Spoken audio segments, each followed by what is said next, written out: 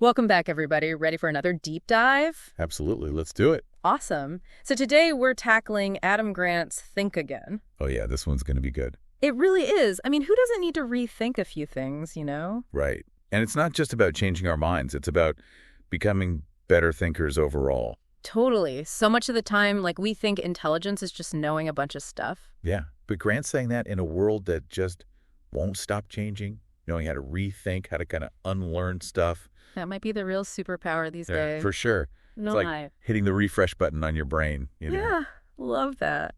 So where do we even start with all this rethinking business? Well, Grant kicks things off with this idea of cognitive laziness. Ooh, I feel personally attacked already. Don't we all? He's basically saying we're all kind of mental misers deep down.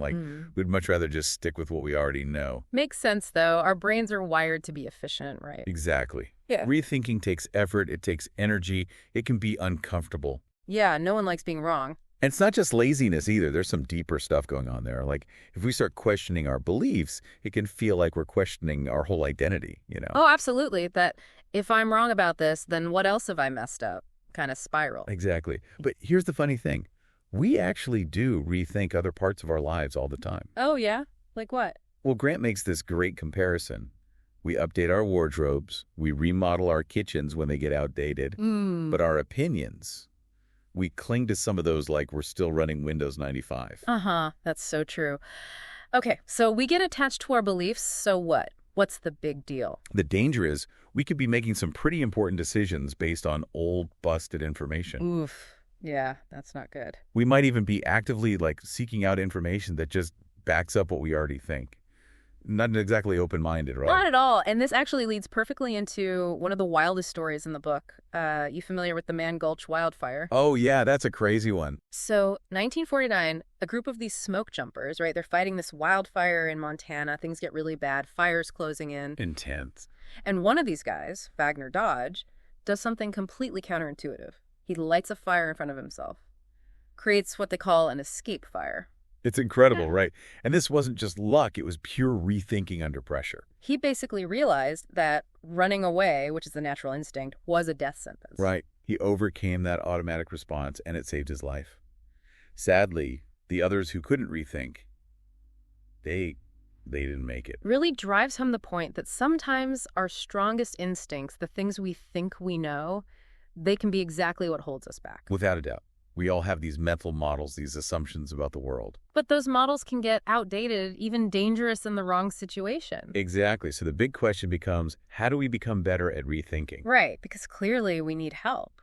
Well, Grant has this idea of thinking like a scientist. Ah, yes, the scientist mindset.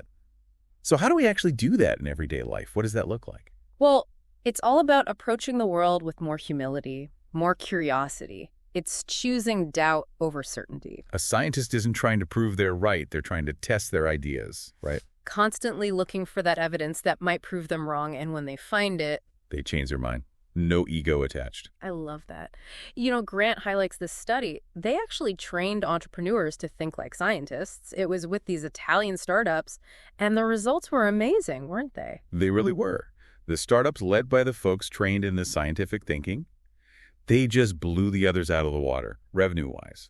They were so much more adaptable, more responsive to the market. So they were more willing to put their ideas to the test, get feedback, make changes when they needed to. Yep. They were agile, in a word. It makes you wonder how many of us are stuck with these outdated approaches in our work and our lives because we haven't stopped to rethink them. It really does. And this reminds me of a story Grant tells about the BlackBerry. Classic example of how rethinking, or the lack of it, can make or break you. Oh, yeah. What happened there? So Mike Lazaridis, the guy who created the BlackBerry, he was a total engineer, science whiz, always tinkering, testing. That's what led him to the BlackBerry in the first place. But then success happened, and that's where things get interesting. Right. He kind of fell into what Grant calls this overconfidence cycle. The more successful the BlackBerry got. The less willing he was to question himself, to adapt. Exactly. And then, boom, the iPhone comes along. And he famously dismissed it, right? Called it a toy. It's like that saying, success breeds complacency. When we're on top, we're often the least likely to see the need for change. So ironic, right? Being good at thinking can make you worse at rethinking. That's a good one. So it's not just about intelligence, it's about this willingness to stay open, to question yourself even when you're killing it. Absolutely. And this leads us to another bias Grant talks about, this I'm not biased bias. Yeah. It's basically the idea that smart people think they're the most objective, which is kind of hilarious. Totally. We all have biases, whether we realize it or not, but some people just refuse to see it. And that I'm not bias, it's a real roadblock to rethinking because it stops us from even admitting we might have blind spots. So how do we find that sweet spot where we believe in ourselves, but we're still open to rethinking things? Grant calls it confident humility. Right. And it's a tough balance. It's believing in your capabilities, but recognizing you might not have all the answers, that you could be wrong, that there's always something to learn. It's about seeing your strengths and your limitations at the same time. Exactly. Now, here's something even more surprising. Grant says that even imposter syndrome, something we usually think of as bad, can actually have benefits. He talks about this woman, Halla Thomasdottir. She ran for president of Iceland even though she felt totally unqualified. Wow, that's brave. Right. And Grant's point is that imposter syndrome can push us to work harder, work smarter, and be more open to learning from others. Because when we have doubts, we're less likely to get complacent. So a little bit of doubt, channeled the right way, can actually fuel our growth and rethinking. It can. It becomes this engine for curiosity, for improvement. Ties right back into that scientist mindset. Scientists are always questioning, always doubting. That's how they make those big breakthroughs. So to sum it up, doubt is good. Imposter syndrome, maybe not so bad after all. Now here's something interesting. We're often more willing to rethink the things that don't really matter to us. Grant uses this funny example of challenging weird trivia, like the fact that a narwhal's tusk is actually a tooth. Right. Or that the moon might have formed inside the Earth. Exactly. We don't usually get all defensive when someone corrects us on those little fun facts. Of course not, because it doesn't threaten our sense of self. But when it comes to our big beliefs, politics, religion, who we are as people, that's when we dig in our heels. Because it feels like a personal attack. Exactly. So how do we get better at challenging our own deeply held beliefs? Right. It's one thing to rethink whether Pluto's a planet, but rethinking our whole worldview, that's tough. It is. And Grant says it starts with separating our identity from our opinions. Okay, so how do we do that? It feels like people define themselves by their beliefs all the time. It's challenging, for sure.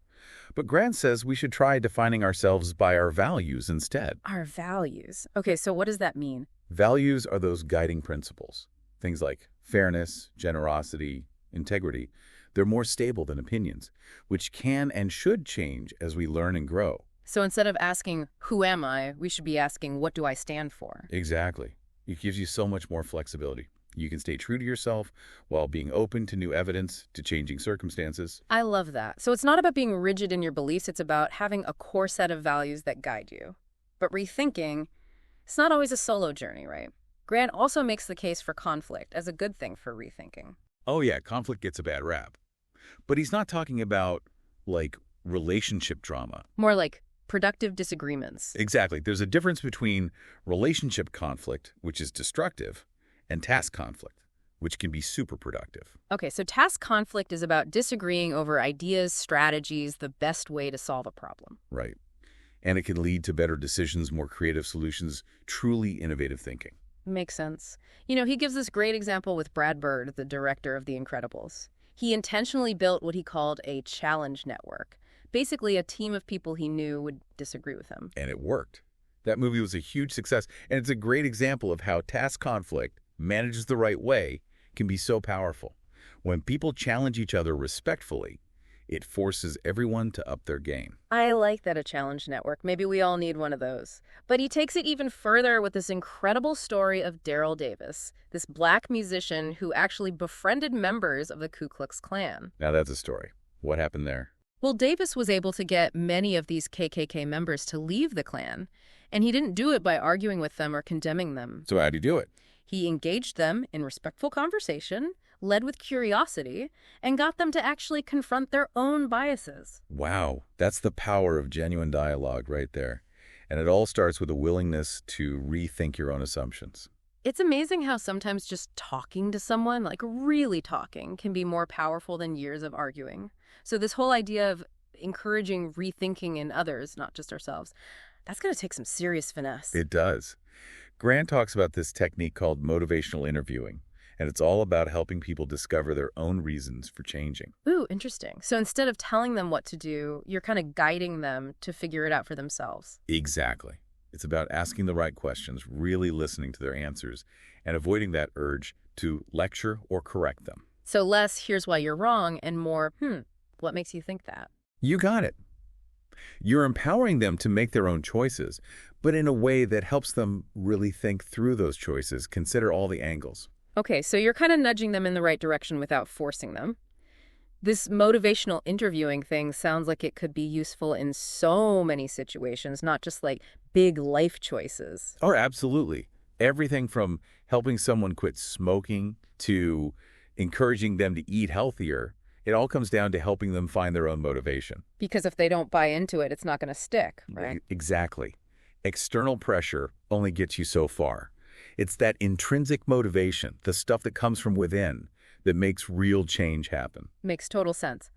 But even with all the best intentions, all the empathy in the world, it can still be tough to get through to some people, especially when they have a tendency to, well, oversimplify things. It's true, and we all do it to some extent, right? It's called binary bias, seeing things as either black or white, when most issues are so much more complex than that. We love to put things in neat little boxes, don't we? We do. We crave certainty, and simple answers are just more appealing than messy, complicated ones. But the problem is, oversimplification can lead us to some pretty bad decisions. Because we're missing all those nuances, all the different perspectives. Right. Embracing complexity, recognizing that most things have multiple sides, that's a key part of rethinking. It reminds me of this example Grant gives with Fruit Loops. Ooh, I love this one. What about them? Well, we all just naturally call them Fruit Loops, even though the spelling right there on the box tells a different story. We do. We can't help but try to simplify, even when the truth is staring us right in the face. It's funny, but it also kind of makes you think, if we're so quick to oversimplify something as basic as cereal, what else are we getting wrong because we're not embracing the complexity? That's a great point. And it's not just about our personal opinions. It's also about how we approach systems, processes, the way things are done. Oh, I see where you're going with this. Grant uses this really intense example of a near disaster on the International Space Station to illustrate this point. Oh yeah, the astronaut whose helmet started filling with water during a spacewalk. Yeah. Terrifying. Right. He was incredibly lucky to survive. And the scary part is, it was preventable. What do you mean? Well, there had been previous incidents of water in helmets, but the team just blamed it on leaky drinking bags. They didn't investigate further. No one wanted to rock the boat, challenge the way things were done, even though there were clearly some red flags. Wow, that's sobering. It makes you realize that even the smartest people working in these super high-tech environments can miss those crucial details if they don't have a culture of rethinking built in. Exactly. And that's what leads us to this concept of process accountability. Process accountability. Okay, break that down for me. It's the idea that we can't just focus on results, on whether things went right or wrong. We have to look at the process of decision-making, So, did we consider all the options? Did we really listen to everyone's input? Exactly. Did we create a space where people felt safe to speak up, to challenge assumptions? If not, then even a successful outcome could be masking some serious underlying problems. It's like, yeah, you might have dodged a bullet this time, but what about next time? Right. Process accountability is about building that learning culture where mistakes are seen as opportunities for improvement, not things to be swept under the rug. Makes sense. So rethinking, it's not just for big, dramatic events like wildfires or spacewalks. It's something we need to be doing on a regular basis in all areas of our lives. Absolutely. We're constantly being presented with new information, new challenges, and our ability to adapt, to rethink our approaches, that's what determines our success in the long run. And this applies to our personal lives just as much as our professional lives, right? Totally. We can get stuck in ruts in our relationships, our careers, even our hobbies, if we're not willing to step back and ask ourselves, is this still working for me? Grant tells this story about a student who had always dreamed of being a neurosurgeon, spent years in med school, grueling training, the whole 9 yards. Yeah, and then what happened? He realized he hated it. He was so focused on the goal that he never stopped to ask if it was still the right goal. That's heartbreaking, but also so relatable. It's easy to get so fixated on a particular outcome that we forget to check in with ourselves along the way. It's a good reminder that rethinking applies to every aspect of our lives. Our careers, our relationships, how we spend our time. Everything is up for reevaluation. It's about being open to course correction, you know, Sure. recognizing that our interests and priorities can change over time. And sometimes that means letting go of a dream that no longer fits, which can be tough, but ultimately it can lead us to something even better. Exactly. And this brings us to another important point that Grant makes about happiness. He says that happiness isn't just about our circumstances, but also about the actions we take. So it's not just about what happens to us, it's about how we respond to what happens. That's it. We tend to think of happiness as being determined by external factors, right? Our income, our relationships, our health. But Grant's suggesting that there's another piece to the puzzle. The stuff that's within our control. Right. He highlights all this research that shows while chasing happiness can sometimes actually make us less happy, searching for meaning tends to have the opposite effect. Meaning as in like purpose, a Yeah. sense of direction. Exactly. And that purpose can come from all sorts of things, our work, our relationships, creative pursuits, community involvement. It's about finding what matters to us and actively pursuing it. So it's less about how can I be happy and more about what kind of impact do I want to have on the world. That's a great way to put it. And it doesn't have to be these huge, grandiose things either. It could be small acts of kindness, mentoring someone, volunteering your time, just being more present in your relationships. So it's not about changing our circumstances so much as changing our perspective, choosing to focus on the things that give our lives meaning, regardless of what's going on around us. That's a really powerful idea, and it ties into this whole concept of rethinking beautifully. If we can rethink our definition of happiness, we can rethink anything. Wow, we've covered a lot of ground today. I feel like my brain is doing bicep curls with all this rethinking. Mine too. It's a lot to process, but that's the point, right? Rethinking shouldn't be easy. Exactly. So as we wrap up our deep dive into Thinkling, again, I'm curious, what's one thing that really stuck with you? Ooh, that's a good one. I think for me, it's this whole idea of embracing failure. We're so conditioned to see it as this negative thing, this sign that we've messed up. Yeah, like we're supposed to have it all figured out, be perfect all the time. Right. But Grant's saying, no, failure is actually essential for growth. It's how we learn, how we get better. It's like that old saying, you learn more from your failures than from your successes. Exactly. But it's so hard to actually believe that, especially when everyone's posting their highlight reels on social media, making it look like they never mess up. It's all about appearances these days. But back to failure, how do we actually shift our mindset to see it as a good thing, as a learning opportunity? Well, I think it starts with remembering that everyone makes mistakes. It's part of being human. Oh, I make plenty of mistakes, believe me. Haha, we all do. The key is to not let those mistakes define us. Instead of seeing them as personal shortcomings, we can choose to see them as valuable feedback. So it's not, I'm a failure, it's, okay, this didn't work, what can I learn from it? Exactly. It's like those times when you trip and fall, right? Yeah. You don't just stay on the ground. You get up, dust yourself off, and you adjust your steps so you don't trip again. Yeah, you kind of recalibrate. So failure can be like that too. It helps us refine our approaches, figure out what works, what doesn't. Absolutely. And that's how we make progress.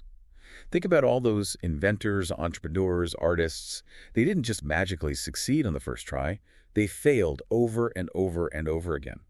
But each failure brought them closer to their goal. It reminds me of Thomas Edison and the light bulb. I think he had something like 1,000 failed attempts before he finally got it right. Exactly. It's about persistence, resilience, and that willingness to learn from those setbacks. But, I think one of the reasons we're so afraid of failure is that we attach so much of our identity to our accomplishments. Ooh, that's a good point. We define ourselves by our successes, so when we fail, it feels like a personal attack. Right. And that's why Grant's idea of detaching our identity from our opinions is so important here. It's not just about being open to changing our minds. It's about recognizing that our beliefs and opinions don't define us. They're just thoughts, and thoughts can change. So it's not about clinging to those beliefs as if they're part of our DNA. It's about holding on to our values, the things that truly matter, like integrity, kindness, compassion. Those are the things that make us who we are, not our opinions on, like the best pizza toppings. Exactly. Our values should be our compass, guiding us through all the twists and turns of life. But our opinions, those are more like our clothes. We can try on different styles, see what fits, what doesn't. I love that analogy. So as we wrap up, I think the biggest takeaway for our listeners today is that Rethinking is not a one-time event. It's a continuous process, a lifelong journey of learning, unlearning, and relearning. Couldn't have said it better myself. Yeah, And the best part, it's a journey we get to take together. totally. Because none of us has all the answers. It's about being open to new ideas, challenging our assumptions, and being okay with being wrong sometimes. It's about cultivating that scientist mindset, always being curious, always asking questions, always seeking the truth. And that's a pretty exciting way to live, if you ask me. Absolutely. So that concludes our deep dive into Think Again. We hope this episode has inspired you to embrace the power of rethinking in your own life, to challenge your assumptions, and to never stop learning. Until next time, keep those minds open and those rethinking cycles spinning.